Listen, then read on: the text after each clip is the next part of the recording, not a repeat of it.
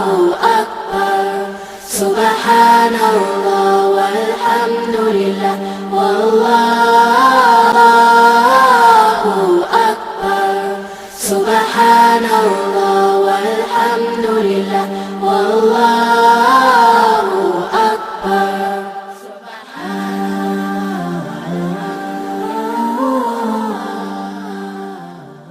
أعوذ بالله من الشيطان الرجيم بسم الله الرحمن الرحيم الحمد لله رب العالمين والصلاة والسلام على رسوله الكريم.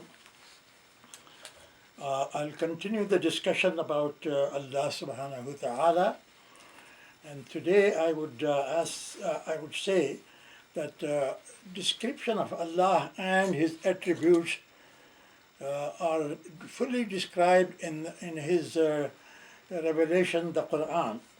So all the correct knowledge, all the true knowledge about Allah subhanahu wa ta'ala can only be obtained through His book, the Quran, where He describes Himself.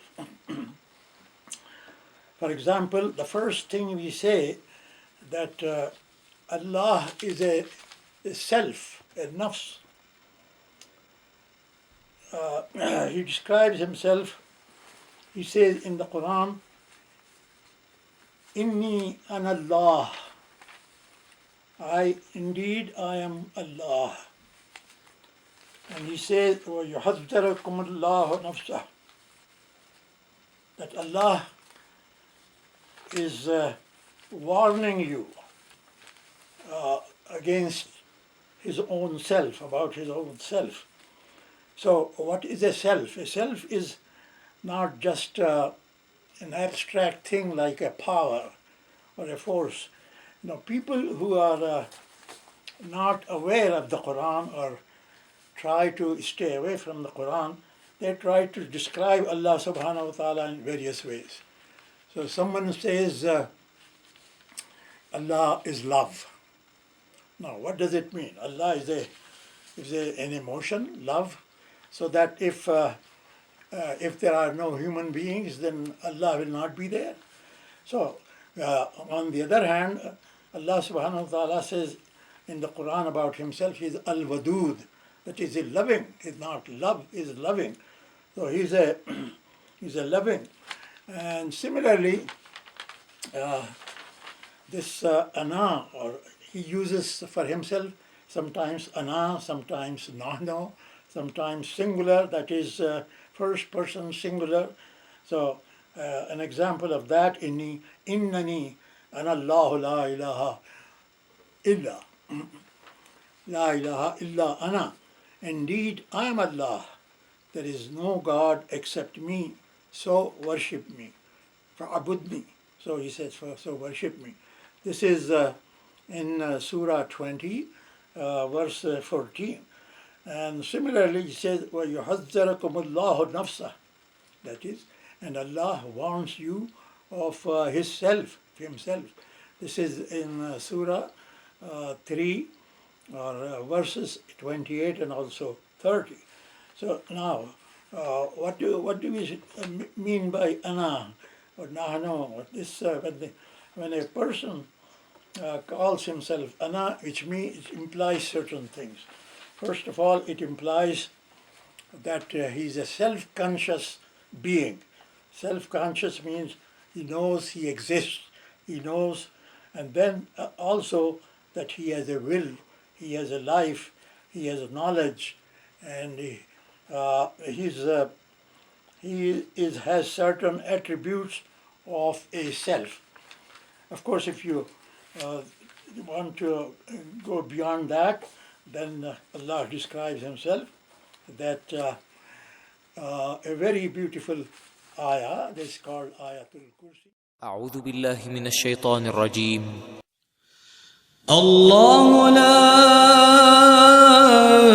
إله إلا هو الحي القيوم لا تأخذه سنة ولا نوم له ما في السماوات وما في الأرض من ذا الذي يشفع عنده إلا بإذنه يعلم ما بين أيديهم وما خلفهم ولا يحيطون بشيء من علمه إلا بما شاء وسع كرسيه السماوات والأرض ولا يؤوده حفظهما وهو العلي العظيم. This is in Surah 2, Ayah 256. Here Allah subhanahu wa ta'ala says that He, Allah, there is no God except He, Al-Hayy Al-Qayyum, that is the living and the self-sufficient or self-subsisting, or Qayyum may be eternal. So He is living. Now, He is living, it is not to think of Himself as living like we are, on the pattern of human beings or animal, that He needs oxygen to breathe or food to continue. So we say He is ever living. He is never non-existent. He was ever existent. So Al-Qayyum means He's self-subsistent. He does not need any others or any other thing to make Him live and make Him subsist. And then He continues in this ayah that He does not get tired or sleep. He does not sleep, or tiredness does not overpower Him. So He's eternally vigilant. He is eternally living and vigilant. And then He says, Lahu ma fis samawati wal, whatever is in the heavens and the earth, it is His, because He is the creator of them all.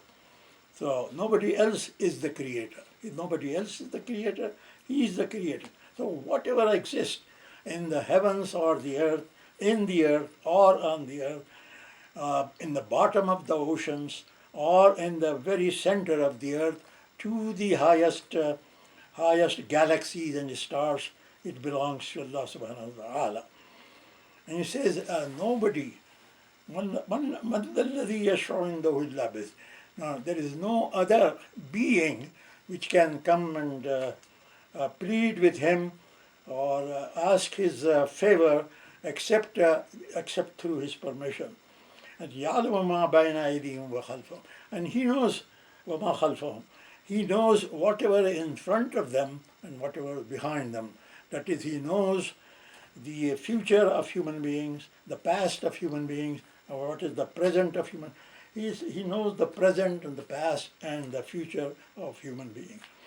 وَلَا يُحِيطُونَ بِشَيْءٍ عِلْمِهِ. And no human being can have any knowledge of anything إِلَّا بِمَا شَاءَ, except what Allah wants them to have.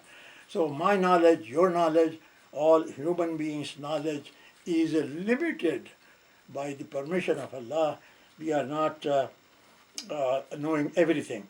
On the other hand, when we say Allah is knowing, it means He is not ignorant of anything. So we will say He is all-knowing. So He knows even to the bottom of the ocean, to the highest galaxies and stars, and nothing is outside of His knowledge.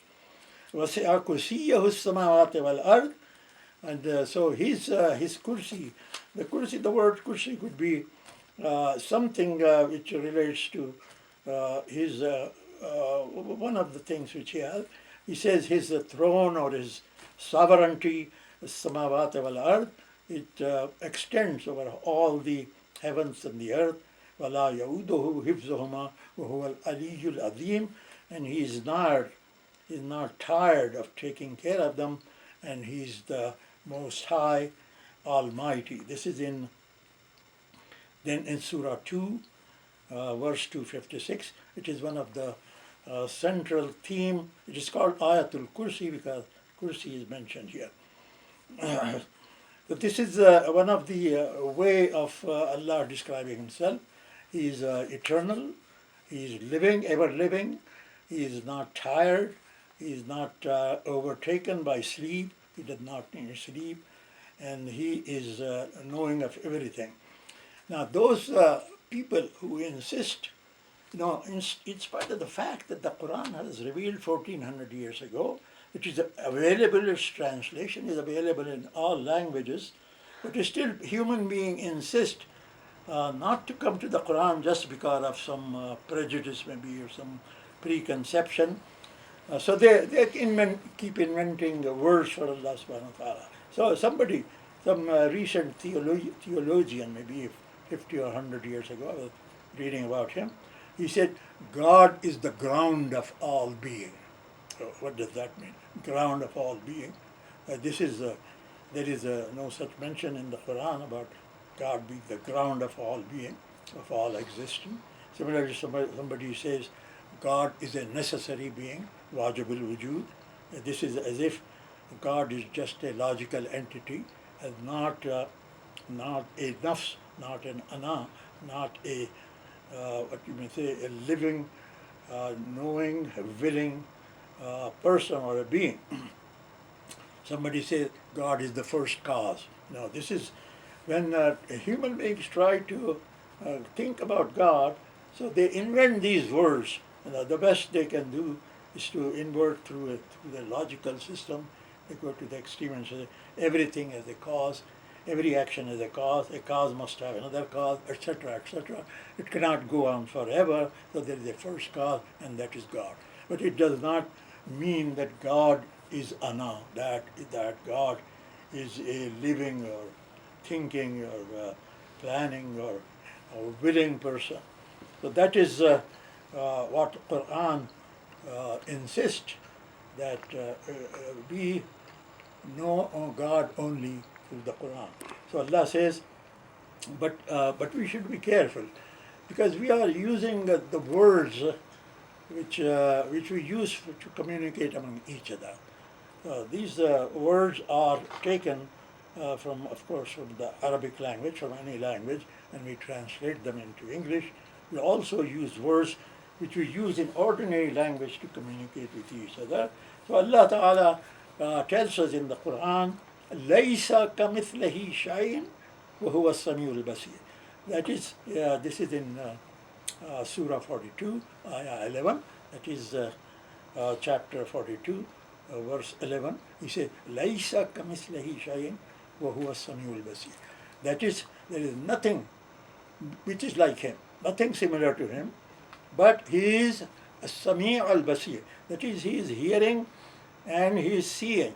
Now, we also see, we also hear, but Allah subhanahu wa ta'ala says, don't think that his Sama'a, that is his hearing or his seeing, like our seeing and our hearing, because he's laysa kamithlihi shay'un. But we cannot say that he does not see, for example, this table, or he does not see this particular thing or that thing. So actually, in this case, we should say he is all-seeing. He sees everything from the earth to sky. Nothing is outside of his sight.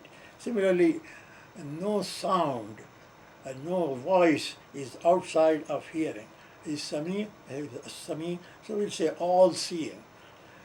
All-seeing and all hearing. This is it. So whenever sometimes we use the attributes, which are also human attributes or attributes of other things like animals, something. Animals also see and hear. So here we emphasize that when we use these words as Sami al-Basir, he is hearing or seeing, then we also immediately say that nothing is like him. So he's all hearing, all seeing. We cannot see what is behind us. We cannot see what is outside of this room or behind the wall, or what is in another country, what is in the bottom of the ocean. So human beings are limited by their eyesight, and so they can only see what is in front of them. And similarly, all animals which Allah has created and given them hearing and sight, He has given them a limited seeing and limited sight. They see through the light because of the light and what is in front of them. While Allah subhanahu wa ta'ala is seeing and is hearing without eyes and without ears. So to eliminate this kind of imagery of Allah subhanahu wa ta'ala, that is something is like a human being. He is saying, Laysa kamithlihi shay. Now, it will be like I was saying that, okay, we manufacture so many things. We manufacture, say, a safety pin. We manufacture cars. We manufacture bicycles. We manufacture tables. We manufacture chairs. So, yes, can we say that, the chair is something similar to a human being, or a car is similar to a human being? No, they're not. We are the manufacturer of these things, and they are not like us. Similarly, Allah subhanahu wa ta'ala is the creator, and the creator has the attributes which are to the utmost perfection. And when we attribute certain to a certain characteristic to him, we should have it in a perfect manner. So, for example, Allah subhanahu wa ta'ala says, Inna Allah ala kulli shayin qadir. Allah is powerful over everything. Then people say, well, if he is powerful over everything, no, this is a very clever objection. They say, can he make a square circle? The point here is the square circle is not a thing. Just because you can put a couple of words together, there is a square and there is a circle, so you say square circle. Now, a square has corners, circle has no corners, it is a round thing. So, a square circle is a contradiction of the two contraries together. A thing cannot be square as well as circle, so it is impossible. So it is something which you are constructing some word which has no sense, no meaning.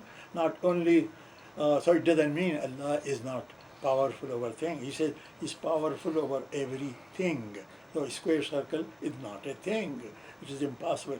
In fact, it doesn't. There are so many things which Allah cannot do. He cannot kill Himself. He cannot commit suicide. He cannot create a being which is equal to Him, because a created being cannot be equal to the one who is creator.